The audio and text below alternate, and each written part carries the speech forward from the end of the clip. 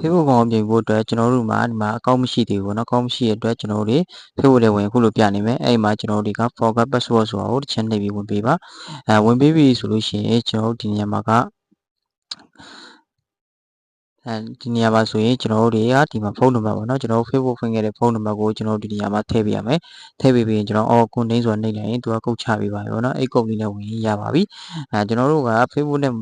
ဖုန်းနံပါတ်နဲ့ဖွင့်မတာကို Gmail နဲ့ဖွင့်နိုင်ဆိုလို့ရှိရင်ကျွန်တော် WhatsApp ပိုင်း email ဆိုတော့ရွေးချယ်ပေးရပါရွေးချယ်ပြီးရင်ကျွန်တော်တို့ဒီထဲမှာအကောင့်ဖွင့်ခဲ့တဲ့ email ပေါ့เนาะ email ကိုကျွန်တော်ဒီမှာထည့်ပေးရမှာပဲဖြစ်ပါတယ်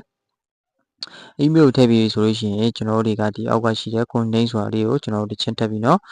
ဝင်ပေးလိုက်ပါမယ်ဝင်ပြီးပြီเนาะကျွန်တော်တို့ဒါအလွယ်ကူဆုံး Facebook ကောင်ဟောပြန်ရပါပြီပေါ့เนาะ